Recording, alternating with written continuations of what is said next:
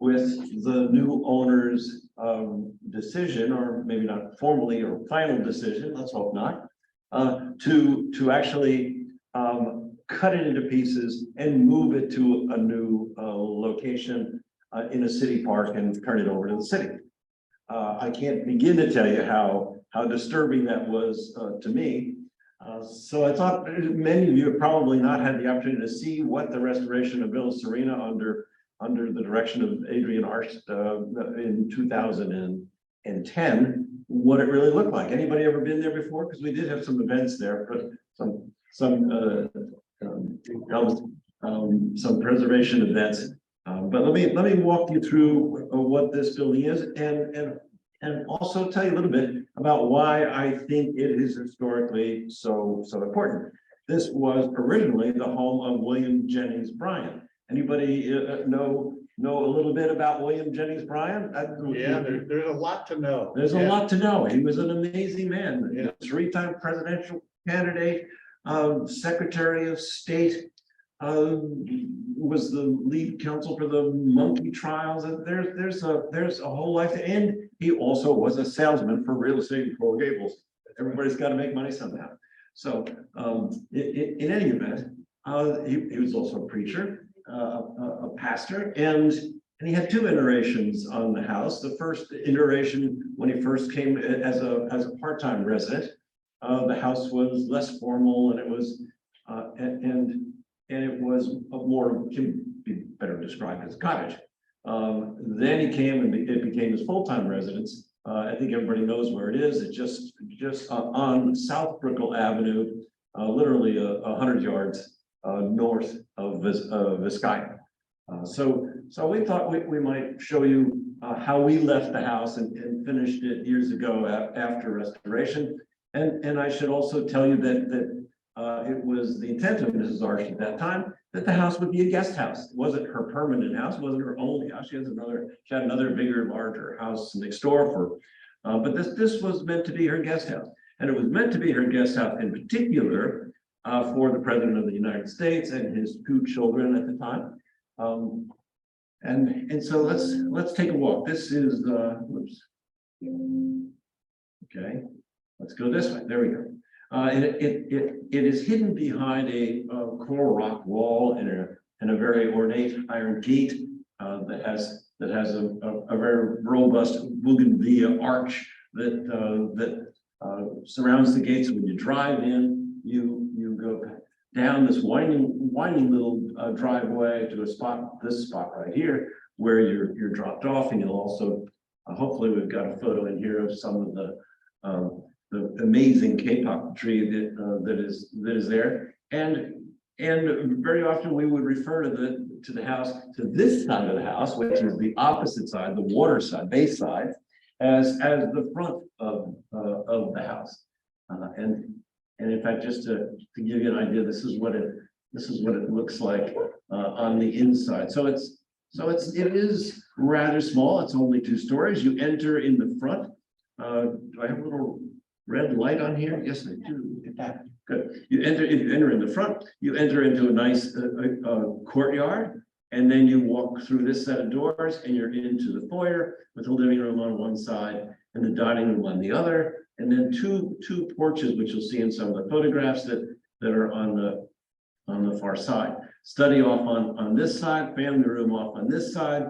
A wonderful but still small kitchen and food prep area on the left.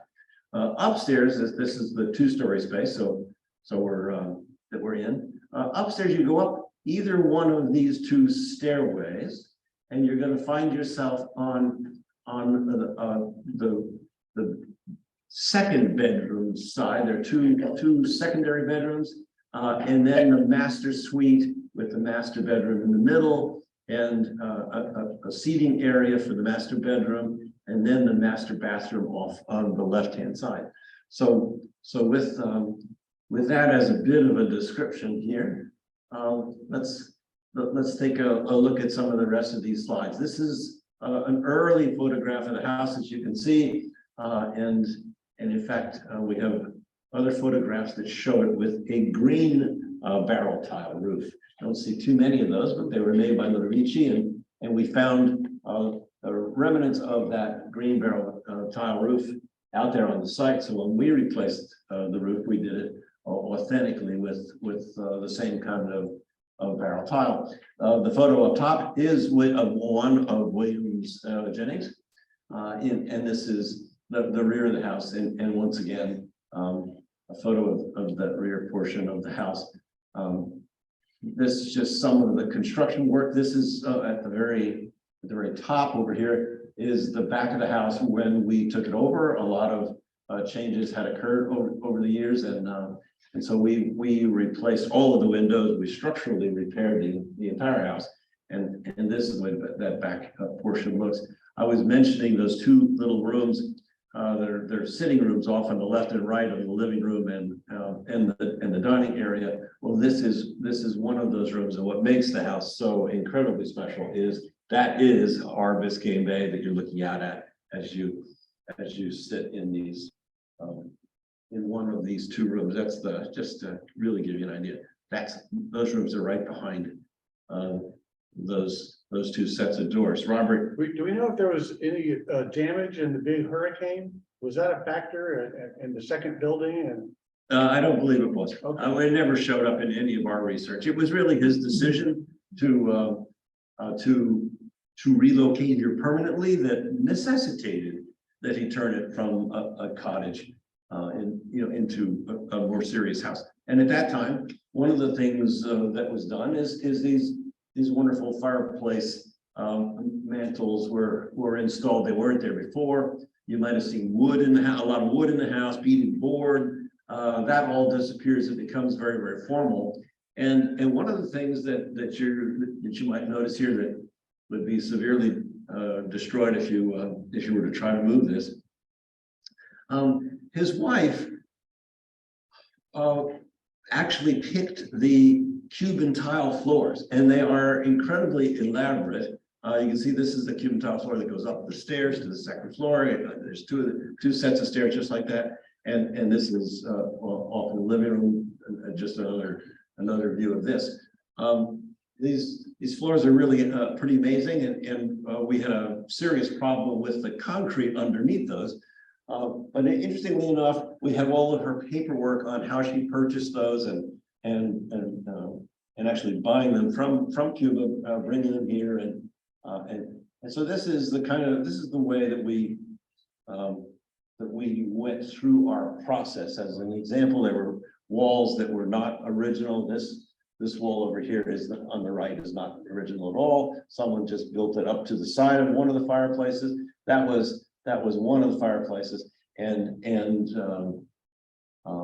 the other one had been completely stripped. You can see some of that right in here, and so we literally had to carve a new fireplace matching the stone color, the marble from the one that actually that already existed. I was mentioning the master bedroom and bathroom, and that this was made as a guest house for President Obama and his two children. Well, those two beds were intended for the two children if they tagged along. This is the space before we took it over, before we replaced the windows. This is the bathrooms before we replaced them. They're by no means original in any way, and so we're just somebody else's addition over the years. The house was also owned by the chairman of the board and owner of Chuck Full of Nuts Coffee. Everybody remember Chuck Full of Nuts Coffee? Yeah, so it did have a long history, and this is just part of the master bath. I think we'll see more as we walk through. Again, the condition of the house on the left as we took it over, the condition of the kitchen on the upper left, the condition of the kitchen on the right when we finished. Yes, it's a modern intervention completely as far as the kitchen is concerned, but the rest of the spaces are original to the house and reconstructions. I was telling you about the floors and the challenge with the floors. Well, the lower left shows just how bad this ground floor was. That's a pocket where the beneath the living room floor, where the earth settled and the floor didn't. And of course, we've got all of these rebar in there that are rusting, and the concrete is absolutely shot, and I can't dig the floor up. I can't chop it out because then I lose all the historic tile that's up above, which would have been a downright shame. So we actually ended up pumping the underside of the house with concrete. So now the house literally sits on a concrete mat, a mat of concrete that filled this entire area and stabilized the floor. So we're not really using this structural slab anymore. We also had very insufficient wood beams on the roof. If we looked up to one of the areas of the roof, there literally were 2x4s holding the roof up, and it was vastly insufficient. We're trying to hold the roof down in a hurricane here. So ultimately, we also used impact resistant windows here. So the house would withstand a hurricane very, very well. So one of the things that we had to do is literally sneak in new structural elements of the same dimension, just to stay within the 2x4 that was already there, and then put new finishes on top of it. Whoops. Let's go back one. So and I missed one thing that I don't know. I'm sure I'll be in a photo of the finished version of this. What you're looking at there is an introduction of an air conditioning unit. There's a cover that goes over that, and if you look at that cover, you're going to think that you're looking at maybe a liquor cabinet in the lounge, but because we had no headroom for ductwork, there's no room anywhere in this house for AC ductwork. We had to find sneaky ways of air conditioning the house. So this is the front of that cabinet that looks like a decorative, literally a decorative liquor cabinet. But what's really inside there is the air conditioning that air conditions those two little lounge spaces that overlook the bed. Very clever. So it was, yeah, that was a clever way of dealing with the issue. And the house sits up on the bluff, so there's no worries about sea level rise right here. If we had 3 more feet of water, it wouldn't make terribly much difference. Vizcaya down the way is not in that sort of a position, I must say, but it just shows you how beautiful the house is from the water side. That is the money shot, isn't it? And you know, I don't know if I have it here, but I wish I had thought of it. This may be the money shot too. I have a photograph of William Jennings out there speaking to literally probably 500 people on his lawn, and years later we had an event out there for Dade Heritage Trust a charity event, and we had kind of replicated that. Arva was out there. Everybody knows who I'm talking about. Arva Moore Parks, McCabe, and we had again 300 to 500 people standing out there on the lawn, kind of replicating that original shot. So anyway, I hope you realize why I take seriously the notion of moving this and the notion of turning it over to the city and putting it in the city park. And it is a very sensitive house, and so the city is not known for taking very good care of much of anything that it has. The Olympia building being one of those. And the new owner has the idea to put something grand there, I imagine.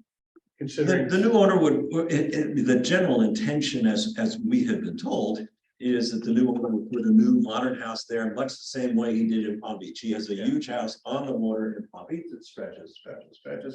And I've just no offense to the new owner, but I would strongly suggest that he consider keeping this as a guest house and allowing both his staff and his friends to come and use it.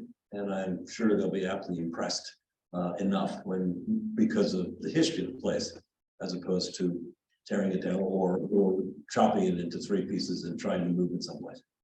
Anyway, Elvis, you're going to ask me a question, and then we're going to move next to what? Would you pull up the other list of files so I can take a look at it? Elvis, go ahead. Yeah, 3 quick questions. Do you know what years those 2 old photographs were taken that you showed at the beginning of the slideshow? I don't off the cuff remember that. Okay. It was 2010 the last time I worked on that, Elvis. So remembering the years ago. Well, you actually have would have been flying in the photograph.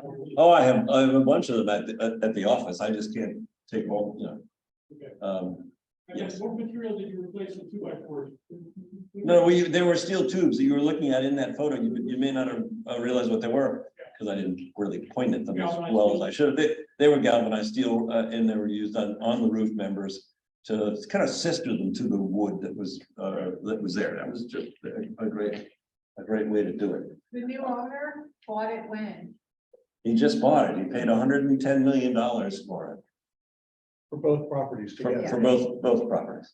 And Adrian Arce is in favor of the move.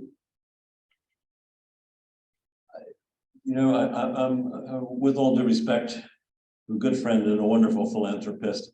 I don't think you get a vote in this. She was quoted that. Yes, that's what she's been quoted as. Which is the. Hang on one second. Okay. Yes, I'm sorry, what year was it built originally? there are 2. I can't give you both of those years accurately. I would be guessing. I can tell you his second phase was around 1926. The original building was constructed earlier than that. But 1926 is when he came to work for George Merritt and sold real estate for the city of Coral Gables, in the city of Coral Gables. So one last question, then we're going to go on to the rest. He built the original house? He built the original house as well. Yeah, there's no other architect that we've been able to find that is associated with any of this. I mean, it's not like we have any other architect involved here. I saw a space air conditioner. Was that the way it was cooled when the Chocolate Nuts guy owned it? No, there was no such thing as air conditioning when the Chuck Full Nuts guy owned it. Okay. And there was never. Somebody might have put a window air conditioner in one of those photographs, but no, not in those days. This was all free air conditioner, and the bay was a great. The Bay Breeze was everything back then. So let's to stop me from going too long, let's go ahead and move over to the Colony Theater for a second on Miami Beach. Got that? Good. Good. This is another project that we are super proud of, and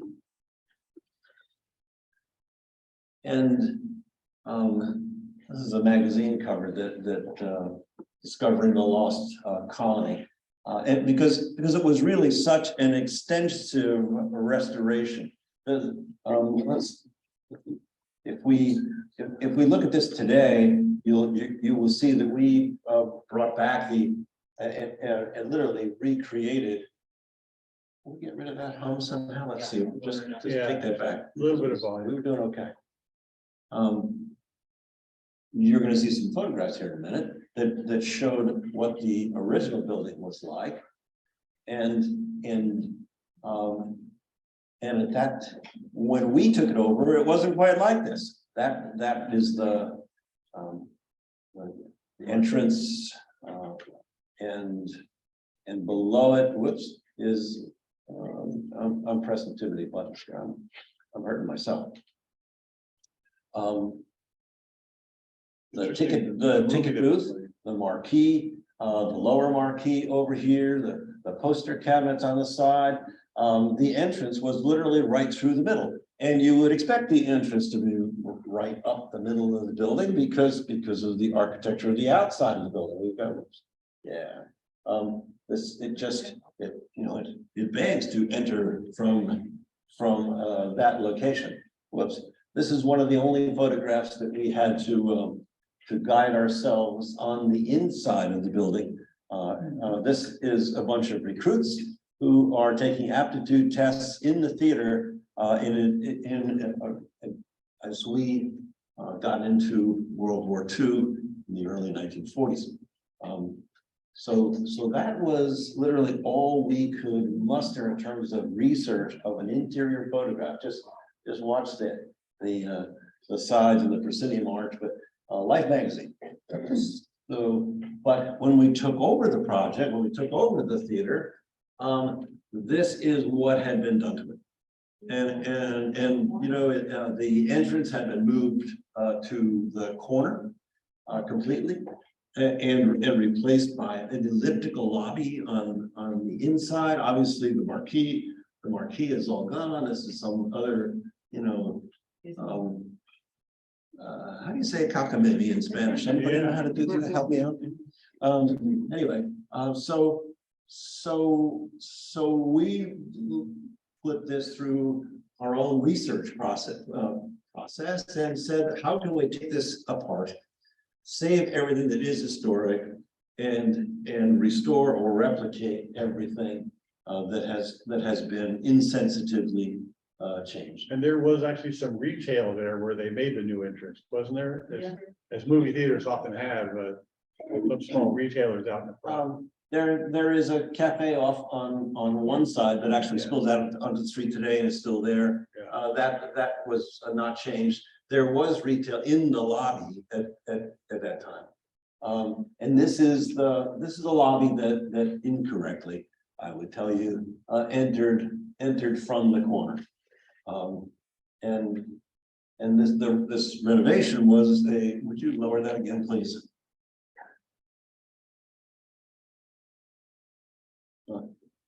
Incorrectly entered from the corner was actually done by Maurice Lapidus, who was a great supporter of preservation in his latter years.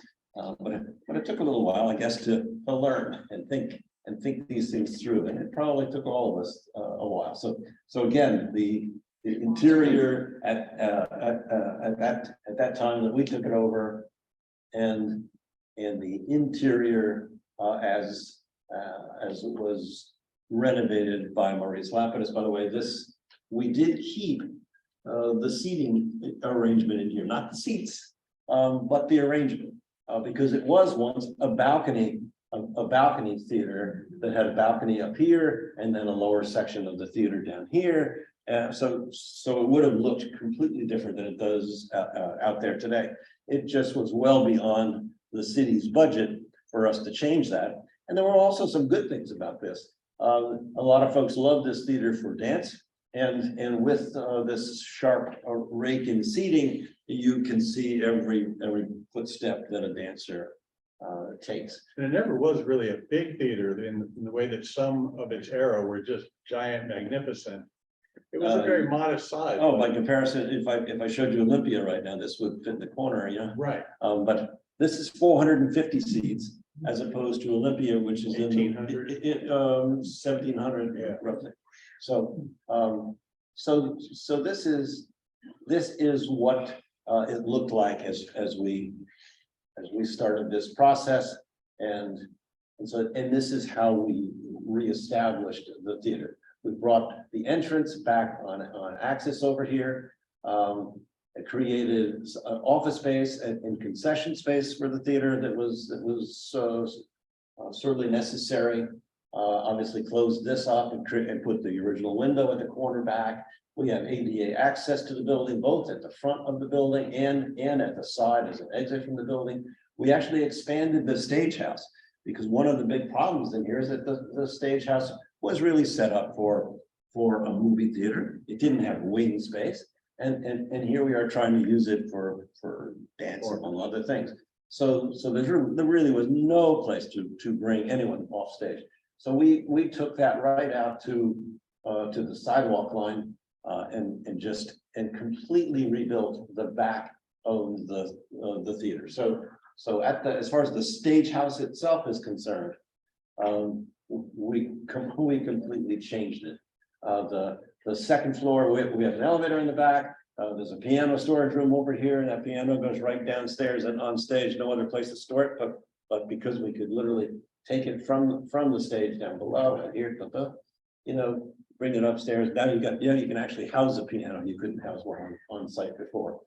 We have visiting company offices over there now. We've got storage rooms. We actually have a laundry room. We have a crew room, place for the crew to chill once in a while. And then we have full dressing rooms up above the theater, something that is highly unusual, but it was necessary if you're going to really properly program this theater and make it work. So we added men's dressing, women's dressing, and principal dressing rooms on both sides to literally totally enhance the plan of the theater. A lot of every trick of the trade was used in here, even the exit stair. The exit stair, you don't see many of these in Florida, but it's called a scissor stair. You go in one side, you're running in one stair, you go in the other door, and one door is going out the back, one door is going out the front. You go upstairs. There are 2 means of egress from that floor only because of this scissor stair idea. So everything was incredibly compacted, but it allowed us to truly program the theater for the kind of use that it gets today. And it is doing great guns out there under a great management team, I must say. And did you always have the height, the rear section? No. Okay. One of the things that we did there is that we gave it a real fly loft. Yeah. It did not have that fly loft before, Robert. And so yes, we kept the slope of the theater, but this whole section in the back and these little floors tucked in, and then the dressing room floor on the very top was And the elevator. and the elevator. Yeah. All of that was a major coup that made great sense. And I think everything about the theater is historically correct from the front of the stage house forward. And literally all we did with the stage house itself was create a loading door out to the street and an exit from the stage out to the street, stage door. And then just pulled it up in the air for the distance we needed in order to make all of this work. So there's not really much of a, I don't think anyone would say there's much of a historical compromise to what we did at the stage house. We made the theater function, and we literally kept everything else. It shows interesting how the research is so critically The important. research is absolutely critically important. So this is our new marquee going on. This is the way it looks today. As I hope all of you have gotten a chance to go out there. They do have some great shows. And one of the things is always people ask a question. Well, was there something that surprised you through the course of this restoration? Well, one of the big surprises here was that with all of this extra air conditioning duct work going around and ceilings that were put in by others, we got above that air conditioning duct and above those ceilings and looked up, and what did we find? We found the original ceiling. So I mean, that's what we're looking at there is the original ceiling.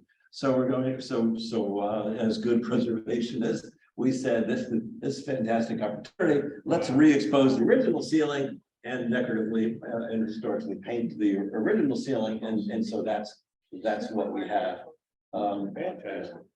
Which completely justifies just tearing out that elliptical cafe. So and this is how we dealt with the inside. We actually were able to find an original piece of carpet, and we rewove the carpet. You look hard enough under those seats, and somebody always leaves a piece of carpet for you. They did it at the Olympia too.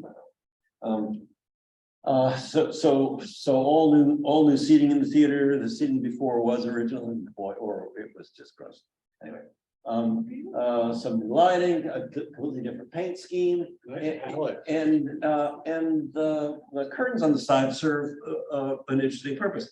They're, rooms are often used for like this, are often used for multiple kinds of events. So if you have a dramatic performance, a lot of real good old-fashioned theater going on in there now, or you want that room to be soft acoustically. Yeah. You would rather have those walls soft. So what we do is we have little cables that allow this curtain to go all the way across the hard wall, Nice. which softens the space and helps the acoustics for the spoken word. And then if you really want the room to be bright because you're going to have a musical performance, you take these all back and you make the room as bright as it can be so that you get It's a great compromise. yeah, so it was, anyway, just, this was a great labor of love. Remember that photograph from the Life magazine that we talked about? This is how we replicated that photograph. I think you'll find that the number of horizontal lines across the front of the stage and some of the detailing going up the side of the stage, all harken back to what we could extract from that really bad photograph. The important photograph, nonetheless, difficult to. And that ceiling there is interesting in that it's stair stepped itself, isn't it? A little bit down towards the stage. Yeah, no, yes, no, let's go back one. Okay. Oops, no, that's the final. Let's go back. Yeah, it does go down a little. Yeah. This was leaving it the way Lapidus left it. Okay. He opened it up to get more volume. The original ceiling, we knew nothing about. We still know nothing about the original ceiling. So we just left this open like that. We just painted it a different color, put our air conditioning ductwork in between so that we could hide the air conditioning as best as possible.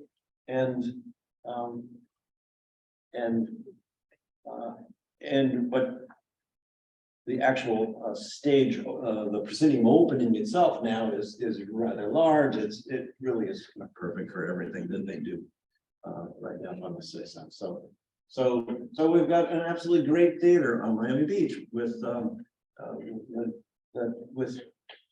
that continues to work today as it did back there in the early 1940s. Did you design the metal Art Deco piece, the one with the front of the stage, on both sides? It's actually not metal, it's plaster, but it's painted. It's beautiful. And yes, literally everything in that theater was either designed by us or redrawn by us. So we just took our cues from all the evidence that we could muster. So let's shift off and look at it. Where's our tech? There he is. Excuse me, what's happened to the Lincoln Theater?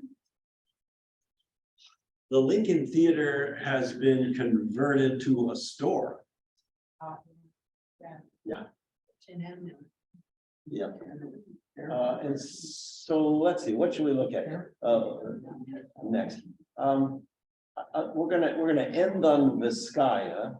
We have to show the Marine Stadium. So let's use the Four Seasons Surf Club right now. What a beautiful property. Well, this one might be a little more controversial. So let me tell you, begin to tell you why. Why is because there's just so much that was or had to be in some ways put back on this site, that the historic building, while I must tell you it is restored wonderfully, and you're going to see some of those spaces on the inside. There's the hotel on the left side over here with all of the structure that holds up the hotel coming down into the courtyard, into the original courtyard of the surf club. If any of you remember the surf club, had some parties there over the years. We actually, you're not going to see much of them in this presentation, but we also reconstructed the curving, the curving what, Richard? Richard's losing his train of thought here. We'll continue and then the proper name will come to me. So we've got on the left side over here, we've got the Four Seasons Hotel. On the right hand side, we have a whole condominium complex that is all kind of mated in here together, and it makes for a real juxtaposition of Pancoast Mediterranean architecture on the bottom, and Richard Meyer, the famous modern architect, and his glass and concrete structure on the left, and by itself, there was nothing else that would financially save the surf club. It was in dire condition. There was really no money in it, to put into it for many years. So where, how do you make this a financially viable property again and save its history at the same time? And my hat's off to Fort Capital for being brave enough to do this, because this was literally a terrible, an amazing challenge. Here you are constructing this on the ocean. We literally held the surf club up in the air on piles that we put in. While they built underneath the surf club all of the support space that was necessary for the hotel. So, and then we literally, once it was all built, we just took out the helical piles that we had used to hold it up, and it never moved an inch. Thank God. But was it scary? Yes. Water is coming in, and we're pumping water out as fast as the water comes in to de-water this site. Well, this is called Peacock Alley, right down the middle. This is the main entrance, and I would encourage you, just for fun, you don't have to have dinner and spend $250 in one of the fabulous restaurants that are either off to the right over here, or down the hall and off on the left. You'll see them in a minute. You can go into what is my favorite bar, buy yourself a drink, and probably get out of there for $20 and have a great experience of literally walking through the hotel. So as you walk, this is Peacock Alley. One of the many challenges is how do you air condition it? It wasn't air conditioned before, right? The cabanas in the back, that's the word I was missing before. The cabanas that were circular in nature, and so that you could rent a cabana and look out, or own a cabana and look out onto the ocean. Those had completely deteriorated. We reconstructed the cabanas as accurately as we could to their original. But this is Peacock Alley. This is the main entrance to the hotel today, and you'll see that we were just careful to tuck in air conditioning through the floor, through that underneath space that we had created for utilitarian purposes. One of the other challenges that we had was what do we do for sprinkler systems? Well, we can't have ugly sprinkler systems, piping going all over the place. How do we hide that? Well, you'll see. The sprinkler systems were actually put into, we made a sandwich out of the ceiling. And so we have the ceiling structure, and then we have above it a 6-inch sandwich that allows all of our sprinkler piping and electrical conduits to run in, and yet never be seen. This is the lobby of the Four Seasons that we're standing in right now. Peacock Alley off again to the right hand side, looking out onto the courtyard. It was always a courtyard out that way, and this was an enclosed courtyard in the past, and now it has been closed in. So the historic section ends here. It picks up again over here. This is also a start. So all the columns that you see are historic columns, but the carpet ceiling that you see is a new intervention to the lobby.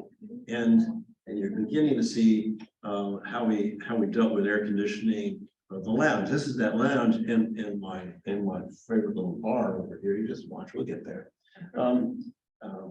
And again, us hiding air conditioning coming from the floor instead of the top, because we can't possibly put the level of CFM in the room without destroying the wonderful ceiling. So now you know why it's my favorite bar.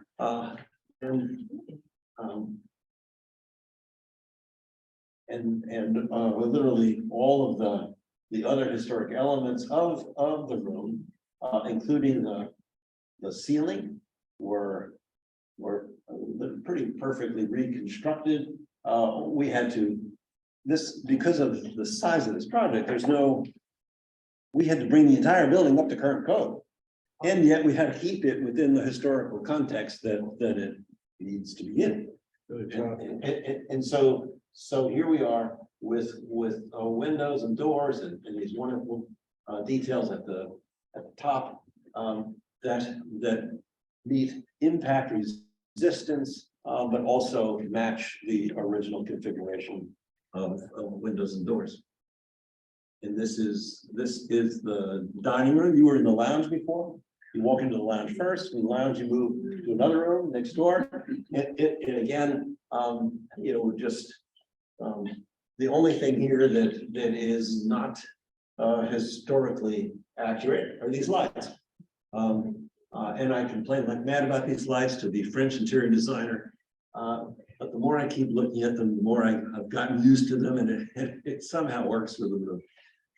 We could not have had the original lights here, but the ceiling, the decorative painting of the original ceiling is all there, and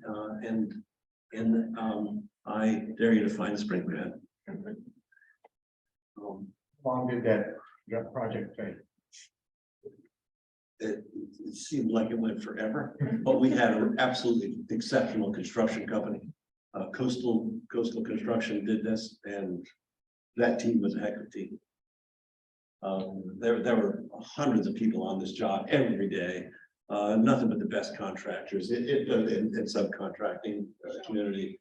This was an amazing project that could hardly be replicated. Just looking at these columns on the wall, by the way, some of these existed and were there, some of them weren't there, and we had to put them all back and make them all match. So all of that required the expertise of a heck of a construction company. We had to do a historic paint analysis of what this ceiling originally looked like, and then when we put it all back together again, we had to repaint it all decoratively correctly. So it's I absolutely love the place, and I think this is right outside those doors, and this is how it that Peacock Alley comes down to the water over here. It comes down to the pool. There's a condo pool on one side, of course, and a hotel pool on the other side, and this is that outdoor seating area that we just saw. Who did So, the landscaping? Hang on.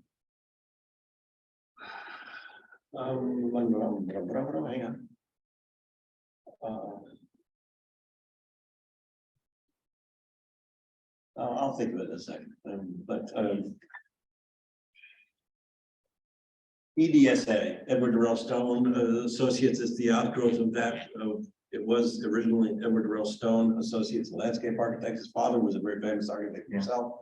And ultimately, it is the firm has changed hands and lots of different partners, but they call themselves EDSA now, keeping the history of the place. And I don't know which one of the guys was actually in charge of this project, but it's gorgeous. Gorgeous. Yes, sir. How does this compare with the bath club? I don't think there's very much that beats this. Well, what's the bath club like? I've never been. I can't give you a photograph that tells you what it is. We were not involved in it. You know, I know that a lot of work has been done there, but I'm not prepared to answer that. You know. Yes, ma'am. Did you rehang the picture of Winston Churchill? Yes, of course. Okay. And we have a great picture of Winston Churchill. We have you might notice them in here. They're covered by the cabanas are actually covered by the landscape. Whoops, that wasn't what I wanted. Let's go back one.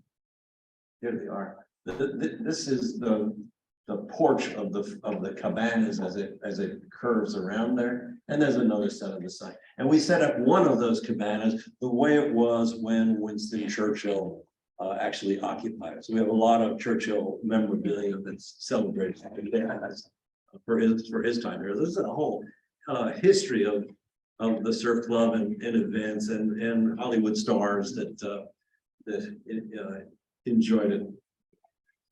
Richard, let me just mention really quick, I used to go there every first Friday for lunch for many years with a really interesting group that was Seppi DeBrognier and some of his friends, Dick Booth. And it was called the Society of Loquacious Verbosities. And it was a joke-telling club of which the members were quite interesting, prominent local people who told jokes that they would never be able to tell Anywhere in polite company. And there are other things about it that are kind of weird too, but yeah, having gone there, it seemed to me that as the road was widened over the years, the entrance got a little squished, where it was just barely a place to pull over. I mean, I often wondered as we were doing this, whether or not we would ever really be able to accommodate all the people as a valet entrance right there. And the parking lot's still across the street. There's a garage across the street now that takes all the cars. There's also, you drop off there, but you don't exit there. Right. And that's what makes it work. Right. You have to walk down a hallway and you go to another exit, which is much bigger and Well, that makes sense then, yeah. technically it's off on this side underneath here. But the grand scale of it and the fact that it's an old historic property was always so charming. And some of the detail, but also just the fact that it was just designed as a Miami Beach place right from the get-go. That it was without air conditioning. Yep. And it had the breeze and it was just absolutely lovely. And we have those Address. cabanas up on this side. It's 91st. It's in Collins Avenue at 91st Street. Okay. Yep. Yep. So let's go ahead and see if we can't do one more. You got enough energy for? Sure, let's do it. I have one quick question. Who pays for all the preservation? Where's all that money come from, like the Colony Theater? Well, the Colony Theater was paid for by the city of Miami Beach, make no mistake. They owned it, they still own it. And it's a great economic engine for the beach. We put, 400 people in there every weekend. And they spill out on the street and they help Lincoln Road, they help the merchants on Lincoln Road. This is that's as Jane Jacobs would say, a key chess piece to the success of Lincoln Road, and always has been. Let's try. Sky. Let's try with Sky real quick, and then I have to show you the Marine City because that's current news.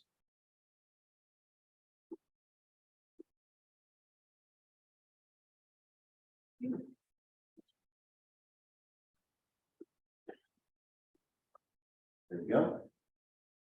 So this needs no introduction, all of you, I am sure. For many, many years, we worked at this Sky well over 15 years at least. We're not doing any work there now. We're actually very focused on the Stone House. We're permitting the Stone House at Deering Estate right now for Mr. Deering's brother, and by the way, Villa Serena, just for all of you, is literally right there. Yeah. It's it's literally right there. That's the Villa Serena dock. So you can see like Ken Griffin, who is the new owner of Villa Serena, the hedge fund manager is so interested in that, loves that site. It's a tough site to replicate. But all of that said, so we've done all sorts of things while we were out at Vizcaya, the most notable of which was the Vizcaya Master Plan. It was very much part of our master plan, just so everybody knows, to reintroduce the world to the west side of the street, the west side of South Miami Avenue, and what we called the Farm Village, and later on decided that we would just call the village. But it was our concept to produce another museum building over here, which would be was where the propagation house would be. That has not ever gone forward, but the rest of the buildings are in one form or another have in the process of or have been restored. And we created with the removal of the science museum that was there and is now moved downtown. We have the opportunity to recreate the pattern of the original flower garden and farm that Mr. Deering had, because he had a full farm operation going over here that allowed him to feed and sell crops at the same time. So there's it would take us way too long to go through all the things that we had proposed, but suffice it to say that we think it was really an important directional guide for the restoration of Vizcaya. And is that a Dade County owned property? Yes, it is. It is, yes, but it is like the Performing Arts Center managed by a trust. Okay. Yeah. And so anybody recognize this road?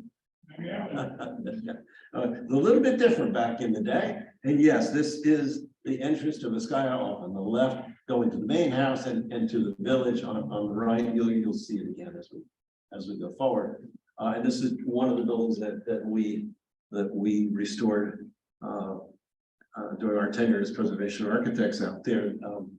We restored the East and West Gate Lodge, which is what those two buildings, one on the left, one on the right, are known as, and we also restored the garage and blacksmith shop, which we've seen through the gate. This is that Westgate Lodge, and back in the day, and this is the kind of condition that the Eastgate Lodge was in when we took it over. They were a mess. Make no mistake, an absolute mess. The Parks Department ran these. You want the Parks Department to run Villa Serena? I don't think so.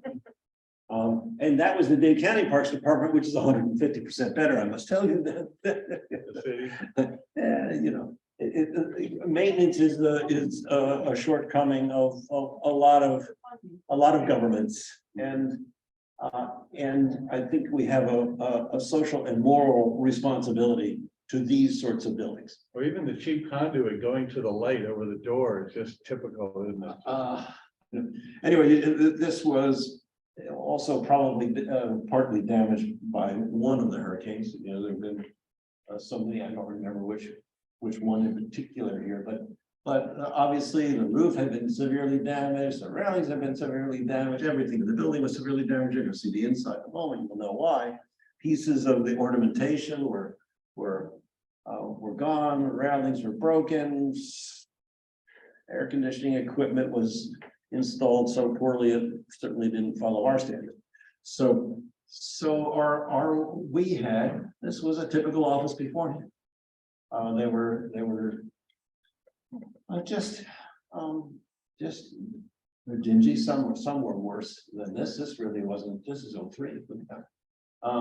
And this is the opposite side of the street. This is the Westgate Lodge, the original gate that was here. It was gone. This is what it looked like on the inside of those spaces. This is what the offices over there look like. Good. I like that stuff. That's genuine Lawan paneling from the Philippines. Like being in a forest. And the wires would take. 60s, I think. That's rich. But anyway, you get the idea. So this is the way we left the buildings on our restoration of these. This is the Eastgate Lodge that we're looking at right now. The railings all fixed, roofs all fixed, screening all fixed. Literally, every inch of this was left in very pristine condition, very carefully done, and now air conditioned again. Just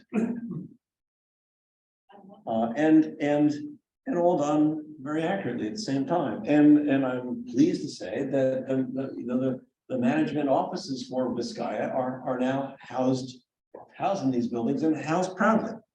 So. Well, it looks like it was always that way and well kept, doesn't Yeah, it? So yeah. Did Mr. Deering take care of this himself for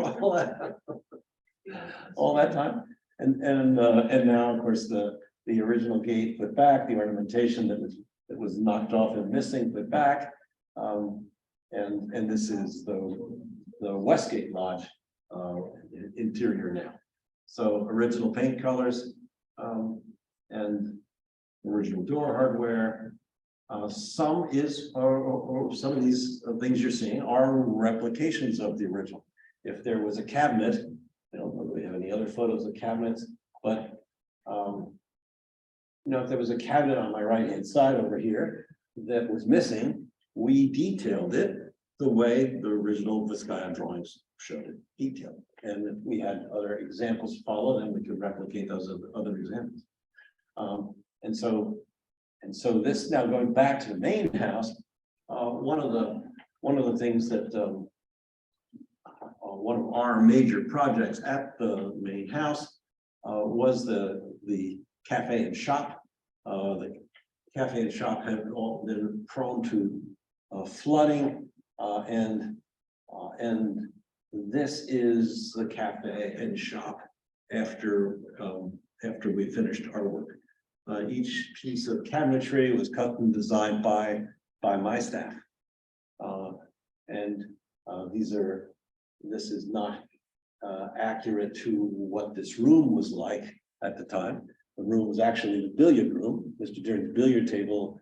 If I showed you every photograph, we'd be here till about 6. is that on the pool level? That is the pool level. It's down low, and that's what makes it so prone to flooding. I'll tell you a sad story in a minute.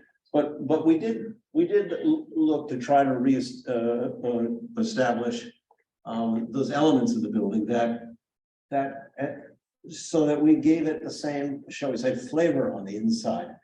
Yes, it had to be a shop, but in this case, those curtains are very much the way the original curtains were from the original photographs of the space.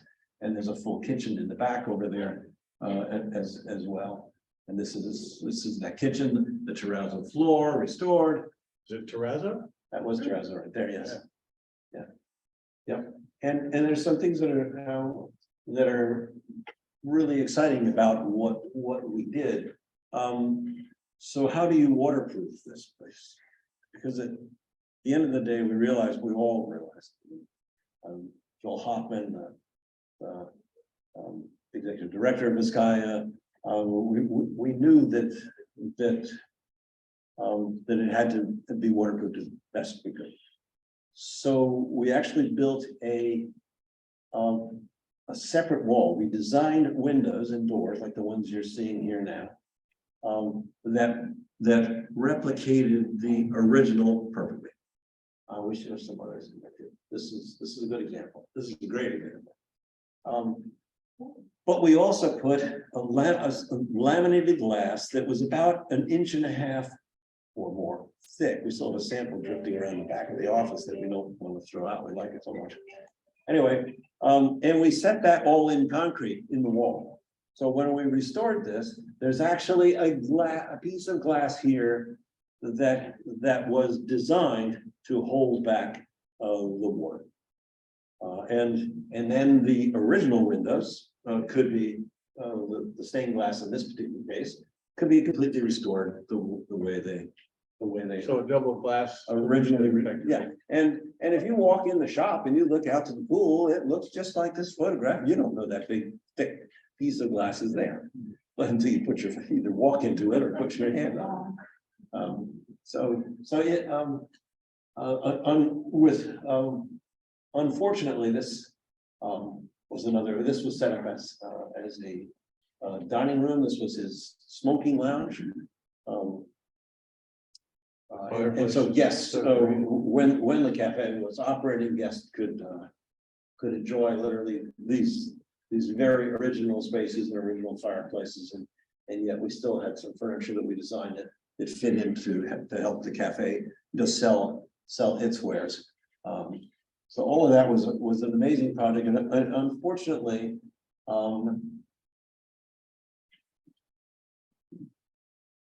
during one of the other subsequent hurricanes, one area of the building was not fully protected, and water came in anyway and destroyed all the work that we see right there. All the cabinet work, all the kitchen work, totally destroyed all of that. That was our, we had an outdoor dining area for the cafe as well. So even sometimes the best laid plans of mice and men fail. We really should have spent just a little more money to finish some of the other areas that are right next door. And staff should really have been trained on how to implement all of this at the time of a hurricane emergency. But in any event, that sea level rise, and there's a lot, and this building, the entire Vizcaya site is threatened long term by sea level rise. The ship dock is. You can see it now. Yeah, I never one time reading a travel article where they said a ship had gone aground there, like, Well, yeah, sure. But no, actually, you can measure it there, can't you? you can. I mean, those of us that just know what it was in years, 30 years ago or 40 years ago, and what it is today, can see that difference. So, so let's wrap up with the Marine Stadium, and then we'll let you ask any other questions you like.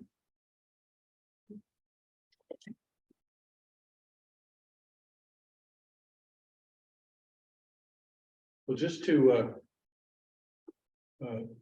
acquire, what are you working on now, and I mean, these things take a long time between the time you're engaged and you do the research and begin actually doing work. What is out there that you might present in a few years? Interesting. One of my first preservation projects, after coming to Florida and ultimately opening my own firm, was the Freedom Tower. And I was a young architect trying to get away from the historic buildings that I was working on in New York City. And I came down here, and I did get to do part of that. While I was vice president of Spillis Candela and Partners years ago, a very historic firm in and of itself. Absolutely. In so many ways. But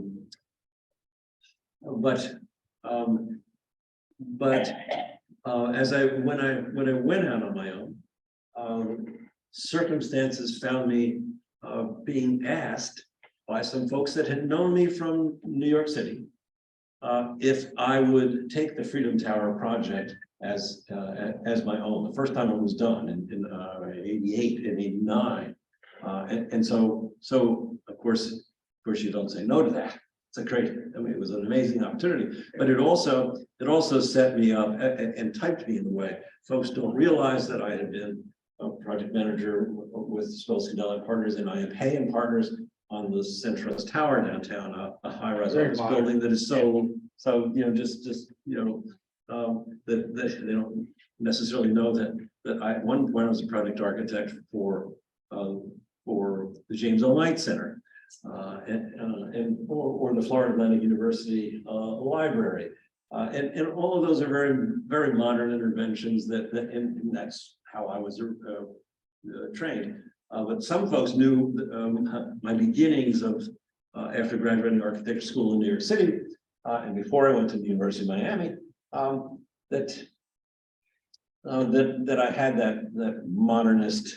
Maybe they knew you as someone who wasn't background. afraid of historic restoration. It was really quite coincidental.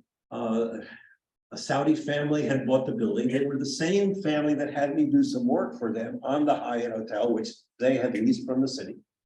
They owned the Hyatt effectively at that time. And they loved the building, and it was for sale, and it was sitting there rotting, and no one was doing anything.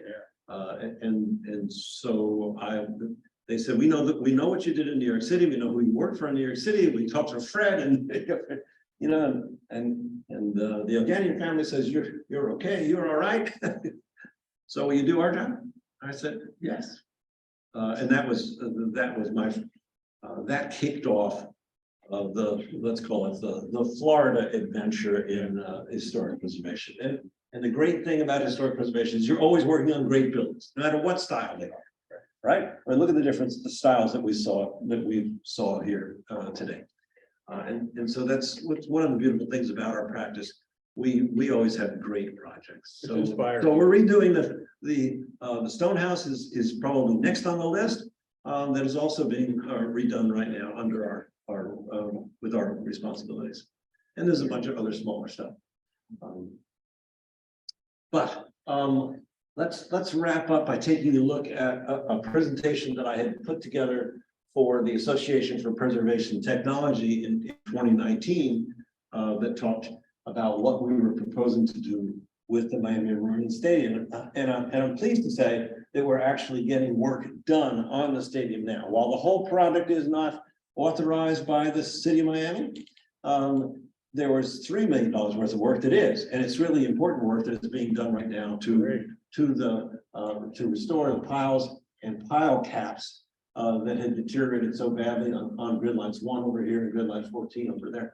And so that we're happy that at least we've got $3 million to put towards stabilizing the underside of the building, especially this overwater section that you're seeing right now. So this is a good photograph of what the building looked like when we took it over, and we laser scanned the entire building and turned it into a 3D model, and we've got our drawings via this laser scanning technique. This is a historic photograph of the building under construction. I had the great opportunity to again form a close relationship with my former boss, Hilario Candela, and these photos come out of his personal archive. You'll see him in a little bit. And he was young at this time, wasn't he? Was he 28 or so? Yes, you're going to see him in a photograph over here, and Yeah. you know, and yes, he's every bit of a young man.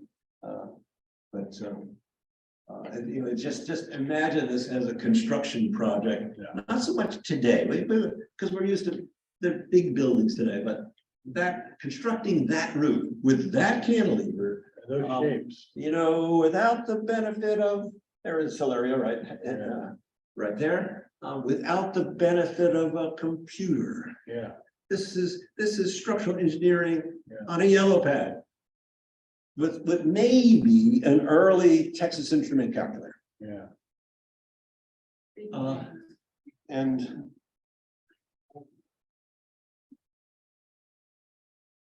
And of course, it was wildly successful in the beginning. The boat races that we all may remember, I can tell you that I went to more than a few. And the concerts also. This is the Miami Philharmonic, when there was a Miami Philharmonic. The floating stage was brilliant. And we have another floating stage that we're proposing to construct as well. And of course, we all know the story of Hurricane Andrew. We all had to live Hurricane Andrew, and while the building was quite repairable, certain folks within the city had decided that they didn't want to see it repaired, and so it languished and fell out of use immediately thereafter Hurricane Andrew, and the artists took over the building, and in lots of ways they saved it. In lots of ways they did save it. This is our proposed scheme for restoring the building. There'll be a little more grass in the front section and a few less trees, but there'll be a plaza in front of the building. The original fountain, the original circular element, the original tree that was there, it will be in this plaza, but you'll also be able to drive your car down to a valet, and the valet will take your car off in either direction. And all of the support spaces that are necessary for the stadium to properly operate will be there. This is what it will look like because we're going to illuminate it at night.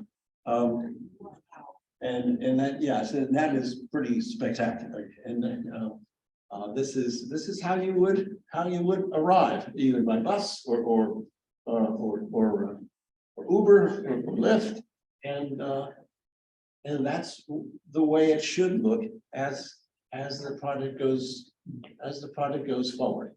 And the activity in the plaza is really, the plaza becomes another possibility for events.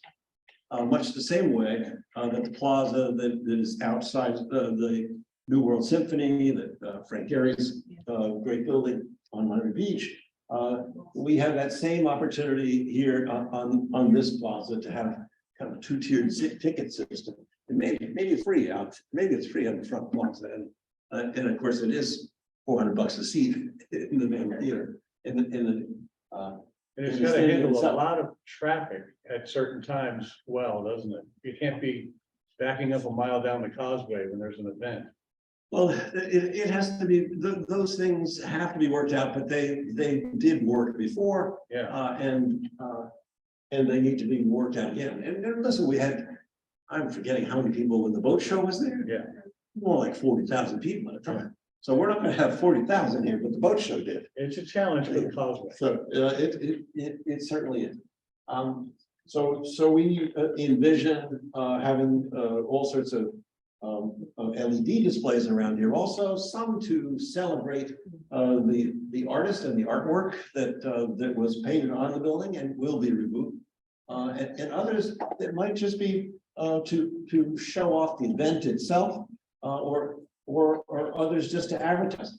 And the program includes new management offices, new restrooms and toilet rooms for a crowd of 6,000 people, concession areas, and we have a little lounge off on the very west side that opens up. I think you'll see it later. That opens up to there it is. And that's all part of the 3 million? You can do all that? No, that's not. The 3 million is repairing the pilings. Okay. And the pilot counts. Right. Of the pilings, But no, this is a $60 million $60 project. million. That's the talking number. Right. That's and the more we delay it, the more it goes in one direction, up. Yeah. Yes, sir. Don Worth gave a program at the Art Deco weekend a few years ago. Has there been a lot of change since then? No. Don and I talk to each other every month. He's a good friend. And this is pretty much the same concept. We finished the drawings, they're actually permitted. We just have to get through the financial issues with the city commission.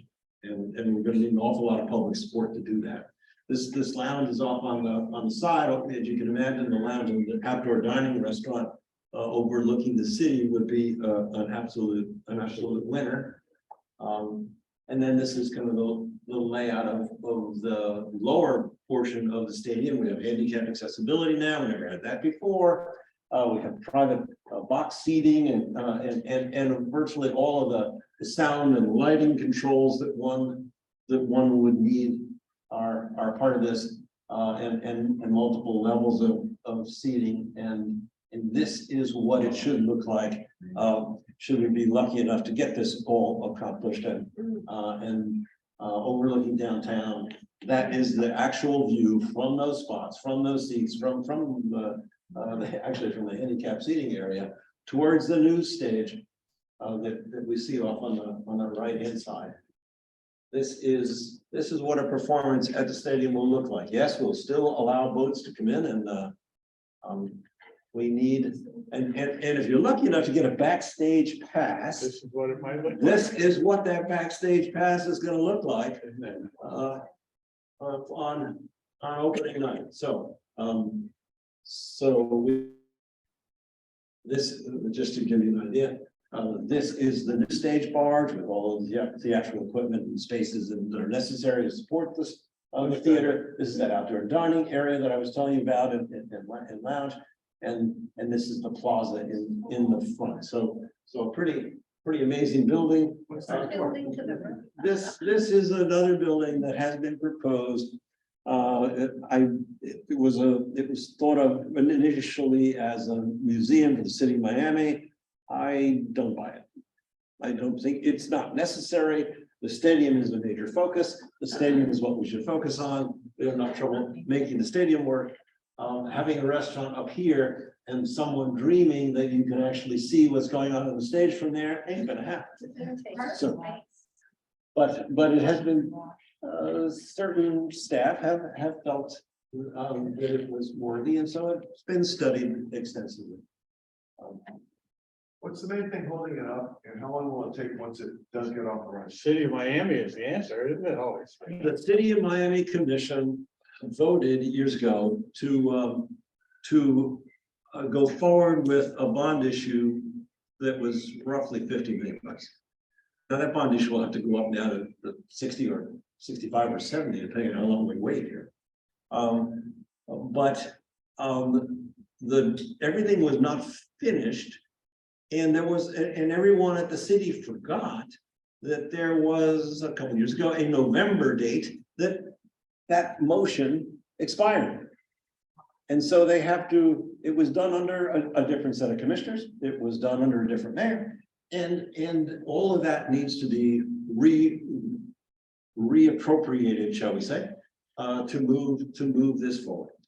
And Commissioner Carollo had asked at the meeting that was where we expected to get this vote.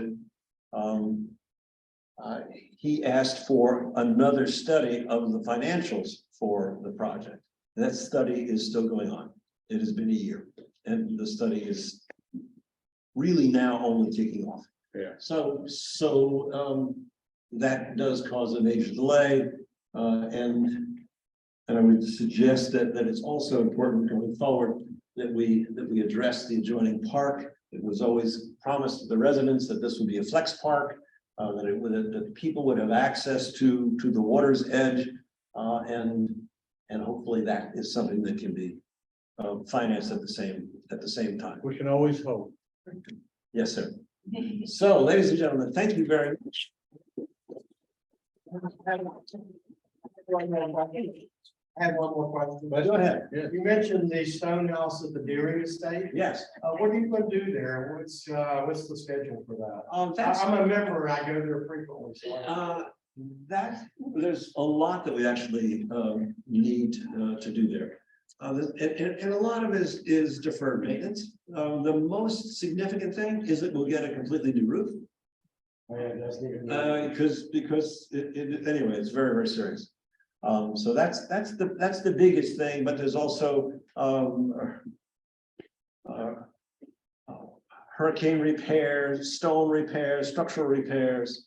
Anyway, I've also got to take a phone call right now. So if you'll excuse me, thank you very much. It's been my pleasure. That was absolutely fascinating, Richard. Thank you so much. Thank you so much.